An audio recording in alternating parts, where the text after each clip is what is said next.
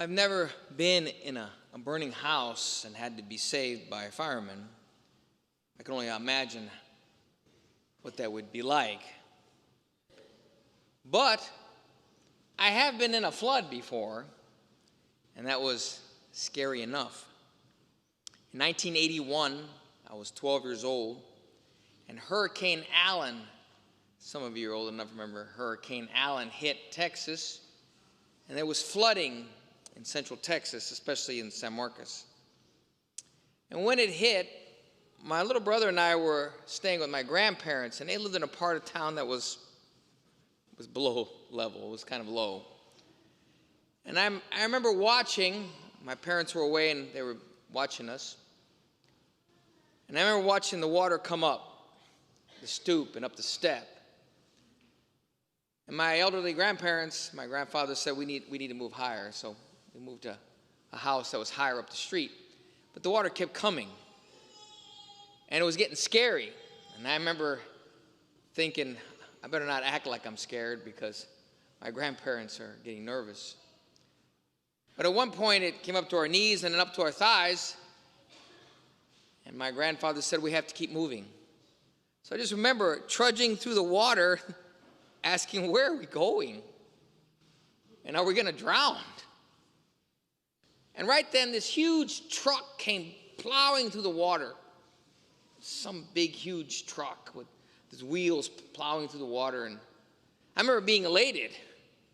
We were saved. My grandparents got in the cab, and me and my little brother jumped in the back. Even though it was wet back there and cold, it's like, let's get out of here. And they drove us home, and my grandparents took care of us there. I don't remember the man who pulled up in the truck. I'm not even sure I laid eyes on him because, like I said, we were in the back, but he indeed saved us. These are the stories I think Jesus uses too. He uses the image of a wedding. But before I get to that, I'd like to use another image that I kind of hinted at the beginning. The Society of Jesus, the Jesuits, they talk about salvation and their mission, and as missionaries with the image of a burning house. They talk about the image of the firemen. And what do they do and how do they teach that to their novices? Well, let me go over that now. It's actually just called the firemen. There's a burning house, and the firemen show up. Fire persons, whatever they're called now. They show up and they can hear somebody inside screaming. And they have to go in there and get them. So they put on their stuff, they get an axe, they plow through the front door. And they work their way back and they find them hiding. And now these people can't save themselves. They're trapped and scared. There's flames and smoke and the timbers are falling. Now, the fireman doesn't escort them out. He carries them out. Puts them over their shoulder and they run out. Back through the flames and the smoke and the falling timbers. Brings them out to a little grassy knoll, maybe 50, 60 yards away. Puts them down and then meets their needs. Cleans them up. Gives them something to drink. Patches any wounds that they may have. They have been saved. They've been saved. But then the missionaries, they add another little wrinkle to the story, to the paradigm, to the image. They'll say, are you okay? Are you okay now? Yes, I'm okay. Will you get suited up and go back into the burning house with me to go get more people? This is the image that they use. This is the image that I think the church uses too. When we have been saved, we've been rescued from hell. And that we get to a certain age, are we okay? Are we okay? Now it's time to go back in to these burning houses, to these flooding houses. And start inviting people to the wedding feast. Because this is the image that Jesus uses, not some grassy knoll.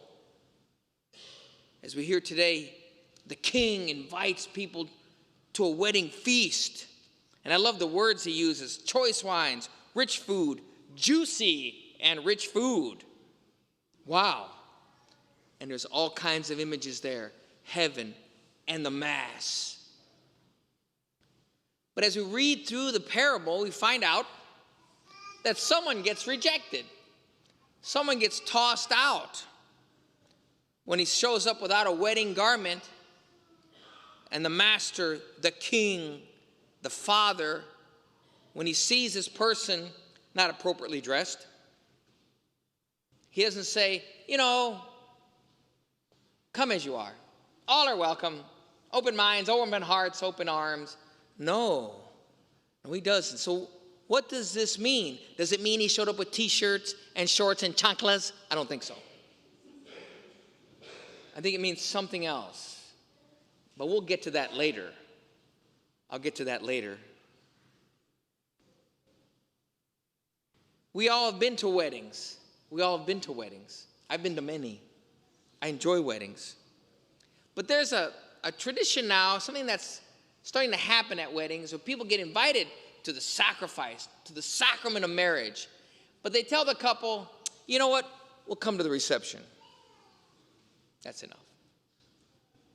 They'll come to the reception for the food, the alcohol, the dancing, the camaraderie. And sometimes they come and make fools of themselves.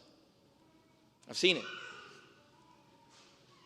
And one time, I remember a man showed up to the reception, and he was dressed like a Slav. And he was a friend of the groom, I guess. But the father walked up to that man and said, "You have to leave. You have to leave." That's what a man does. But it also kind of revealed that this man's life was a bit of a mess. A bit of a mess. And I would compare people who are living in sin to living in burning houses. Who are living in sin, who are living in houses that they're about to drown in. But I don't think when a fireman goes into a house, a burning house, that anybody ever says, "No, I think I'm just going to stay. Just want to get me out of here." But if we are living immersed in some kind of sin, we can get used to it. We can start to embrace it, even as at our identity. And we can start to love the mess of our lives. And we'll see God's precepts and demands of a disciple to be unjust and infringing on our freedom. We'll see the church and her missionaries as being judgmental. Instead of there to save you, to pull you out of that burning house, that flooded, drowning house. And we know people whose lives are drowning in alcohol. We know people who are drowning in pornography, dysfunctional marriages. Sometimes people are drowning in debt, and it doesn't seem to bother them. They just keep spending more money. They almost become used to it. People drowning in stuff, literally stuff. If you've never met a hoarder, I have. And when you knock on a hoarder's door, if they can get the door open, you see real quick that they're just surrounded by junk. They might say, "Oh, I'm a collector." But the first thing that hits you is the stench of the house. But they don't smell it. They have become nose blind to it. And they're living in the muck. And they've kind of been comforting to them. And we're there to pull them out, to clean up the mess. But oftentimes you have to actually fight with them. And you have to pull them out and show them, this is how you're living. I imagine we all know people who are sitting at home right now, sitting at their couch, paying $200 a month for cable, watching football. It's only when we pull them out of that do sometimes they look back and say, "Wow, I can't believe I lived like that. Wow, I can't believe I was doing that. Living in a house, a life on fire, drowning in this." Because that man who showed up without a wedding garment, the wedding garment is mentioned in Revelation and in Isaiah, and it is Christ who robes us in works of righteousness. That a robe, a wedding garment stands for our baptism, but also our righteous deeds. And that some people show up or think you're going to show up at Judgment Day and think, oh, well, I'm a part of the family. Surely they'll let me in.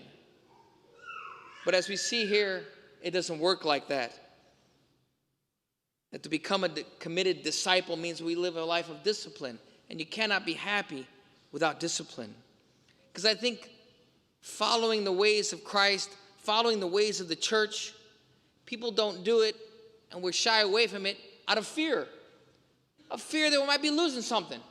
A fear we might be missing out on something. That's what the evil one tempts us to. Live it up while you still can. But when we have been saved, when people hit rock bottom,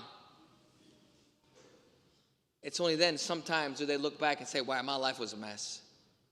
Wow, I can't believe I was living like that. Thank you for pulling me out. But as we hear from St. Paul today, from trust in God, he says, I am used to living in poverty and with wealth, and we can do it. I haven't missed anything. I can do both and give praise to God. I have lived with both nothing and a lot, and the Lord has blessed me. I have followed him. And I know what it's like to give up a few things. I was telling, I think it was somebody here today, for the past 2 or 3 weeks, Father Vincent and I have gone without television. We pulled our cable boxes out. And it was kind of hard the first couple of days. But now it's almost a freedom. Somebody, and I'm not sure who, somebody pulled our cable boxes out. But I have to go back and thank them. If I could use an extreme example,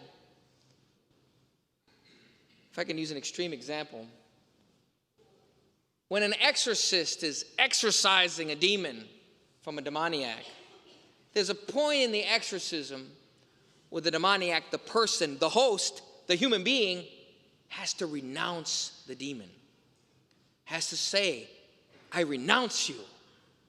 And the priest will ask, go ahead and say, I renounce you.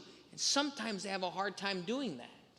Now you might think, well, why would they do that? I saw The Exorcist. That didn't look comfortable at all. Well, no, the demons offer power, strength, influence, special knowledge, and that can become addictive. Also, know that power and hate are absolutely addictive. All you have to do is watch any video of Hitler giving a speech, and you see that he is drunk with power and hate, and that can become an addiction.